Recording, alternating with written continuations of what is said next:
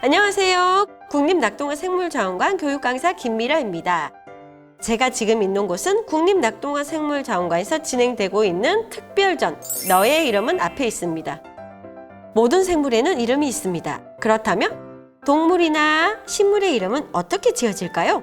오늘은 동물이나 식물의 이름을 붙이는 방법에 대해서 알아보겠습니다.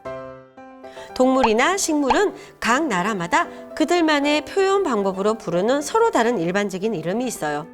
그러나 생물을 연구하는 학자들이 전 세계 공통으로 사용하는 공식적인 이름이 있는데 그 이름을 학명이라고 합니다. 생물의 학명을 표기할 때는 린네가 처음 제안한 이명법을 사용하는데요. 이명법은 라틴어로 속명, 종소명 순으로 쓰며 종소명의 뒤에 처음 종을 발견한 명명자를 표기하기도 합니다. 속명과 종소명은 라틴어를 사용하여 이탈릭제로 나타냅니다. 속명의 첫째 자는 대문자로 쓰고 종소명의 첫째 자는 소문자로 표시합니다. 명명자는 약자를 쓰거나 생략할 수도 있습니다.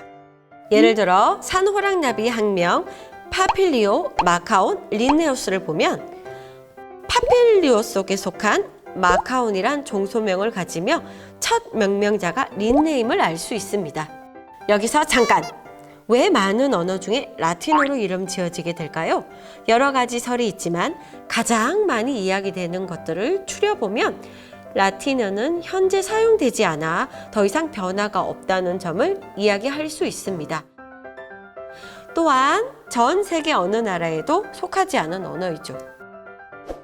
이렇게 국제명명규약에 따라 생물의 학명을 표기하는 이유는 전 세계 학자들이 어떤 생물에 대해 연구하려고 할 때 각 나라마다 서로 부르는 이름이 다르면 함께 연구하기가 어렵겠지요?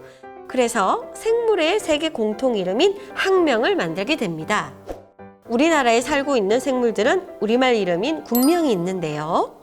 이러한 자국어 이름이 필요한 이유는 자국어 이름 유무가 생물 보유국임을 증명하는 근거가 될 수 있고, 학명인 라틴어는 전공자가 아니면 뜻을 이해하기 어렵기 때문에 일반인들이 쉽고 편안하게 부를 수 있는 우리말 이름을 붙여줍니다.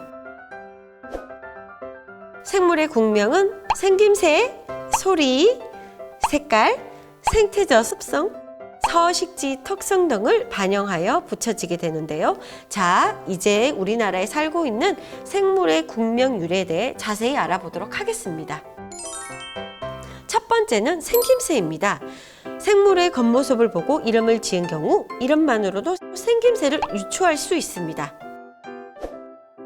예를 들어 검은 댕기 해오라기는 머리에 검은 댕기를 들인 것처럼 생겼다고 하여 이름 지어졌고, 오리더구리는 오리처럼 생긴 주둥이와 물갈퀴가 특징으로 너구리처럼 생긴 모습에서 유래되었습니다. 두 번째는 소리입니다. 동물이 내는 소리를 듣고 지었기 때문에 어떤 소리를 내는지 유추할 수 있습니다. 여기 소쩍새는 소쩍하여 울어서 소쩍새입니다. 한번 들어볼까요?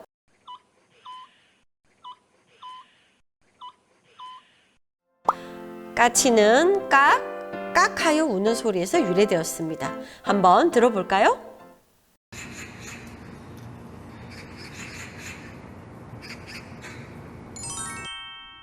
세 번째는 색깔입니다.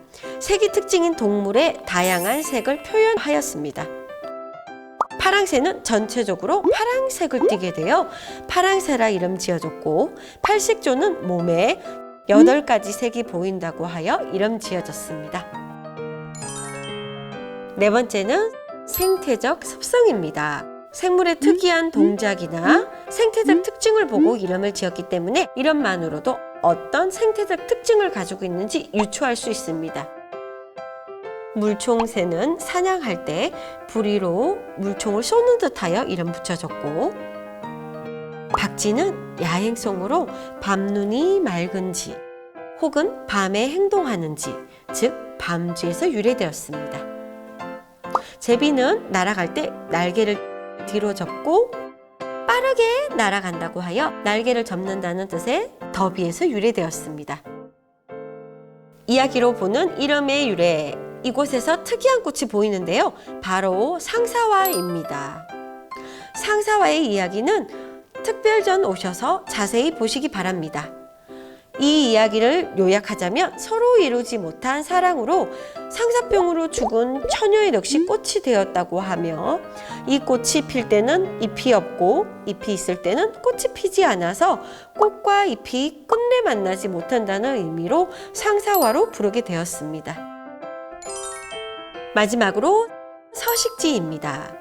생물이 살아가는 서식지를 나타내는 단어로 이름을 지었기 때문에 이름만으로도 어디에서 서식하는 생물인지 유추할 수 있습니다. 물닭은 닭처럼 생겼지만 민물가나 하구, 하천, 저수지 등의 습지에서 살고 있어서 이름 붙여졌고, 우리가 흔히 보는 지렁이는 용처럼 긴 모습을 하고 땅속에서 살고 있어서 지록에서 유래되었습니다. 여기 보이는 맷비둘기나 맷새는 산의 옛말인 매 혹은 맷이 붙어서 지어지게 되었습니다. 오늘은 특별전 너의 이름은을 통해 학명과 국명에 대해 알게 되었고, 생물의 이름 유래가 되는 5가지의 요소에 대해 알아보았습니다. 앞으로는 생물의 이름을 보고 들을 때 어떻게 이름이 지어지게 되었는지 생각해보면 더 관심 있게 볼 수 있지 않을까요? 여기 국립낙동어생물자원관에는 많은 국내외 생물들이 전시되어 있습니다. 여기 와서 함께 생물을 관찰하며 이름이 어떻게 유래되었는지 알아보아요. 여러분, 안녕!